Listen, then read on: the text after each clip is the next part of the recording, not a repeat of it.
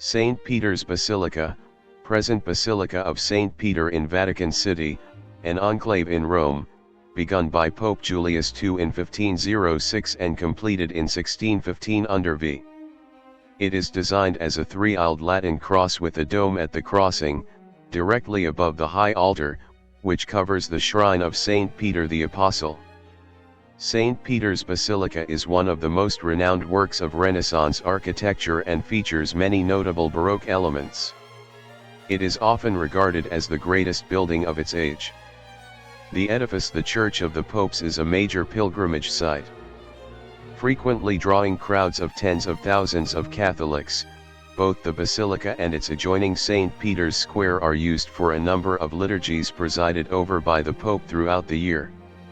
Together with the Basilica of St. John Lateran, San Giovanni in Late Reno, the Basilica of Santa Maria Maggiore, and the Basilica of St. Paul outside the walls, all three of which are in Rome, St. Peter's Basilica is one of only 4 churches in the world that hold the rank of major basilica. Until 1989, St. Peter's was the largest church in Christendom. In that year it was exceeded in size by the newly built Basilica in Yamoussoukro, Côte d'Ivoire. Spanning the reign of 20 popes and every famous Renaissance architect you can name, St. Peter's Basilica is the most important of the 4 major basilicas in Rome, which makes it the most important Catholic church on earth. It's also easily one of Rome's most recognizable buildings. The basilica's elaborate dome stands out in the eternal city's skyline, serving as a compass for all who wander Rome's streets. Here are a few of the most interesting facts about this magnificent place to give you some insight into its historical importance. Nothing beats hearing stories like this when you're actually standing in the basilica with an expert guide, so definitely check out our popular St. Peter's Basilica tours, including how to climb the dome. St. Peter was killed by Emperor Nero. St. Peter was in Rome during the reign of Emperor Nero in AD 64 after the death of Christ. It wasn't a very convenient time, considering that the emperor had just blamed the Christians for a fire that destroyed half the city. The Christians, who seemed like a radical cult to some, were the best scapegoat for an emperor with no conscience. So, Nero initiated the persecution of Christians. According to the dogma, St. Peter, St. Paul, and countless other Christians were martyred in this persecution. Peter attempted to flee Rome, knowing his days were numbered. But Christ appeared to him and asked him to return to the city to meet his fate. As dogma goes, St. Peter was crucified upside down by Emperor Nero and buried in AD 64. This was all part of Nero's plot to blame Christians for his great fire, which turned out to be partially successful. The basilica is built over St. Peter's tomb. The position of St. Peter's Basilica is not a coincidence. The Stadium of Nero was located on the very spot where the Vatican exists today. After St. Peter was taken from the cross, he was buried in a nearby necropolis together with pagans. Emperor Constantine built the first basilica. When Christ first met Peter, he said, "You are the rock upon which I will build my church." His name wasn't even Peter at the time, it was Simon. Jesus changed his name to Peter, which means rock. Constantine defeated Maxentius in AD 312 and legalized Christianity. He then took it upon himself to fulfill the scripture above and built a church on top of St. Peter's tomb. Constantine's mother, St. Helen, was a devout Christian, and this was likely a big deal for her. Constantine's basilica stood for almost 1,200 years. The original basilica Constantine built lasted from the mid-4th century AD, the 300s, until 1506. That's a very long time. The current basilica was built under Constantine and, while it does not exist today in full form, the current basilica still uses foundational elements from the original structure. That means the foundation is nearly 1,700 years old. Construction began on the current St. Peter's Basilica in 1506. Pope Julius II decided it was time for a new basilica, and he appointed Donato Bramante to design the current St. Peter's Basilica. Bramante's designs were later taken over by Raphael, a few years later. The current basilica had contributions from every famous name in Italian art, from Michelangelo to the father and son Modernos and Gian Lorenzo Bernini. It took 120 years to build. Yes, it took 120 years to build St. Peter's Basilica, which is pretty impressive considering the magnitude of the structure. There were many works that went on even after that timeline. The last fountain, built by Bernini, was not finished until 1675. There were 5 main architects. Bramante was the original architect of the structure, appointed in 1506, but he was replaced by Raphael in 1515. Raphael died in 1520 after only 5 years on the job. Raphael's design reduced the tower sizes, which defined the squareness of the building's exterior walls. Both architects, Bramante and Raphael, were aiming for a Pantheon-inspired dome for the structure and wanted to go big.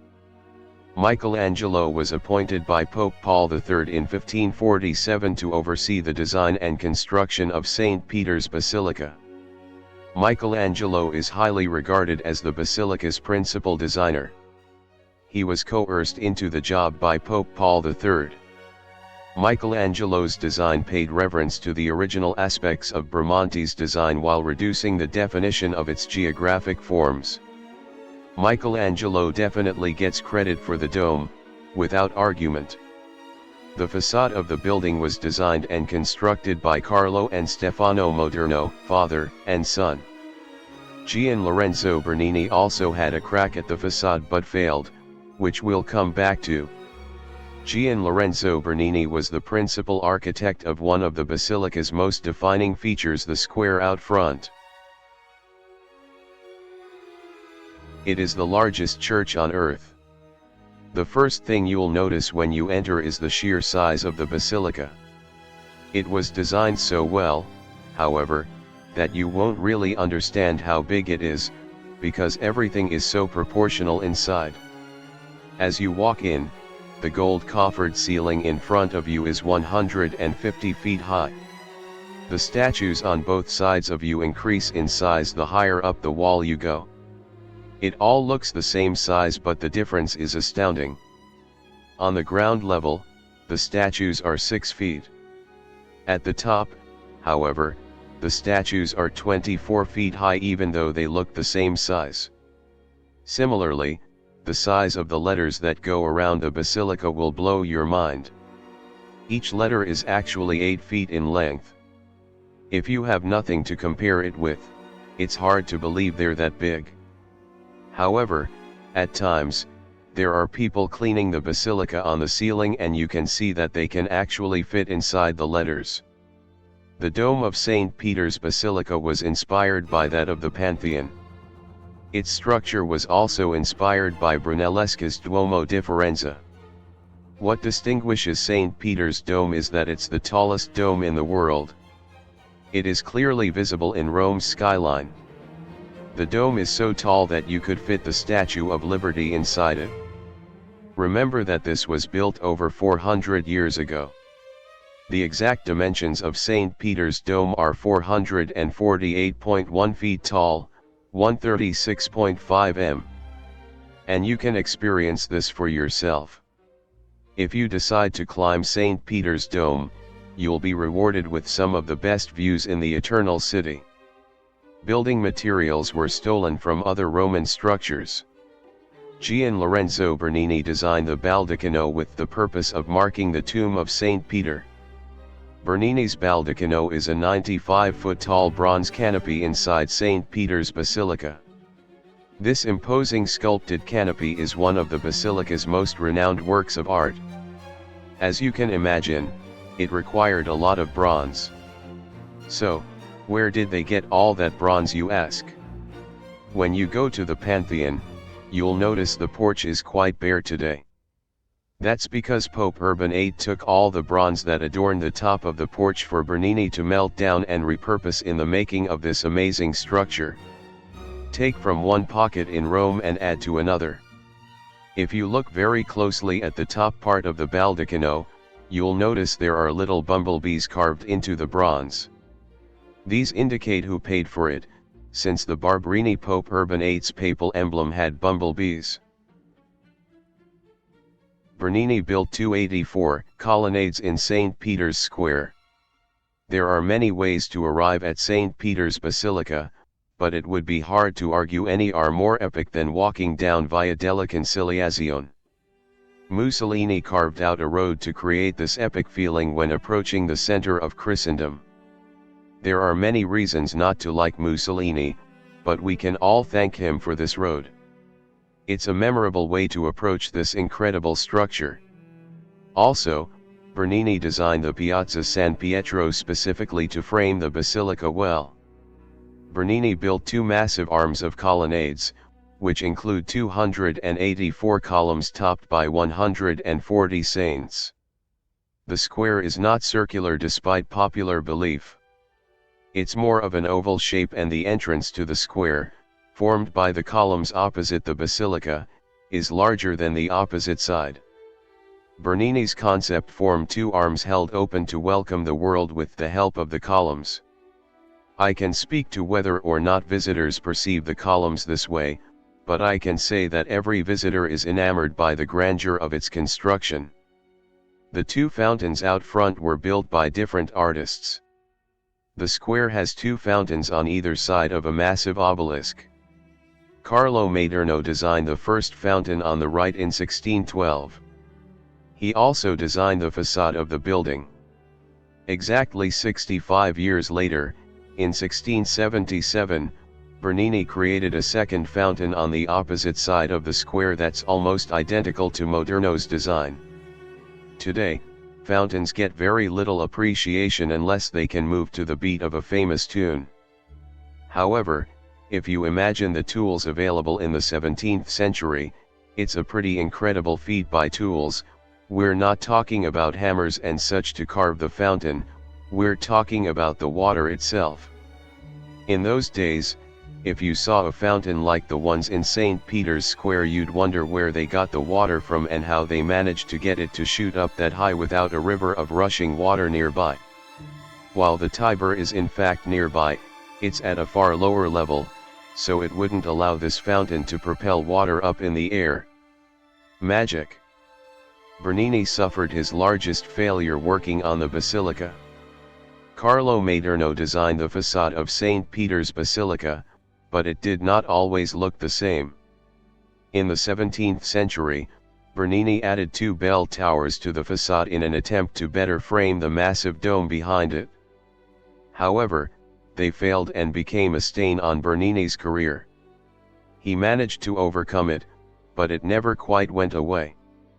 Eventually, the towers began to show signs of poor construction and cracked. They removed the towers, which you can imagine must have been extremely depressing for Bernini. St. Peter's Basilica is home to La Pietà by Michelangelo. The iconic Renaissance artist Michelangelo sculpted La Pietà at the very end of the 15th century. You may remember Michelangelo as your favorite Teenage Mutant Ninja Turtle, or the classic artist who sculpted the David and painted the Sistine Chapel. La Pietà depicts Jesus after his crucifixion laying in Mary's lap. A French cardinal named Jean de Bilhers commissioned Michelangelo to create a sculpture to go into a side chapel of St. Peter's Basilica in 1497. With a large block of Carrara marble and his irrefutable artistic craft, Michelangelo within a year created this incredibly detailed work of art. Anything constructed by the hands of Michelangelo is royalty in the art world. Art historians admire his incredible ability to envision something shockingly elaborate out of a blank wall or a rigid piece of stone. Additionally, La Pietà is known for its pyramidal structure, with Mary's head serving as the vortex of the shape. Though extremely out of proportion, the shape of La Pieta has been widely lauded for its uniqueness and holiness. Aside from the artist's fame and the sculpture's disproportion, La Pieta was involved in a breaking news scandal that contributed to the work's fame. In 1972, a man named Laszlo Toth attacked the famous structure with a hammer after jumping over a rail inside of the basilica. He smashed the sculpture repeatedly while yelling, "I am Jesus Christ." He severed Madonna's entire left arm and left blows to her entire body. This attack on such a renowned work of art led to one of the most difficult art restorations to date. The restored work of art now sits behind a large bulletproof glass shield. 91 popes are buried under the basilica. There are 91 popes buried in St. Peter's Basilica, including the beloved John Paul II, who was buried here in 2005. As you walk around the church, you'll see some of the most monumental ones in the various niches along the corridors. As time passed, it has been impossible to house all of the popes above ground, so they began housing them below ground in what is called the papal tombs or crypt. The mix of popes buried here is quite eclectic. For example, you can see Saint Gregory I and the powerful Pope Alexander VII. If you go underground, you'll find Boniface VIII, who was notoriously corrupt. A member of the Colonna family slapped him. On a more secular note, even Queen Christina of Sweden is buried here.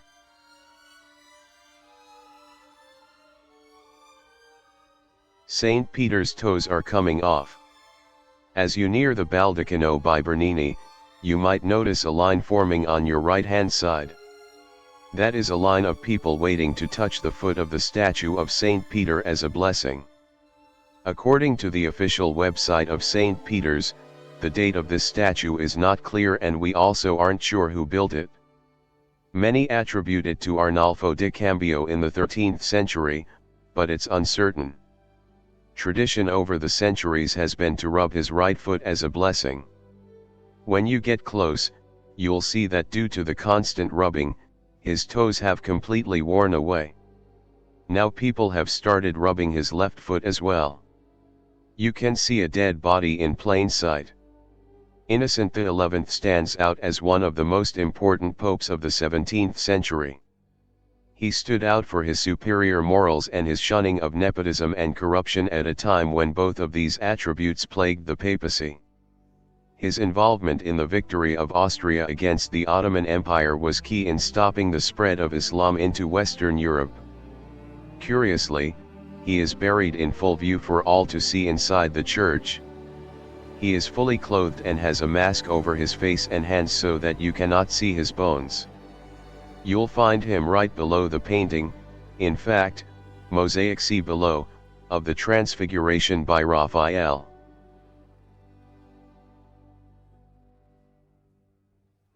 The paintings are actually mosaics. I'll let you in on a little secret about the paintings in St. Peter's Basilica. There are no paintings. They're actually all glass or ceramic mosaics. In the 19th century, the many paintings that were in the church began to deteriorate due to the humid conditions inside the basilica. This is why when you're in the basilica you can take photos with a flash, because you're taking a picture of glass and not of a painting, so no damage will be done. You have to get very close to the picture to see the glare of light and the little squares of glass and ceramic.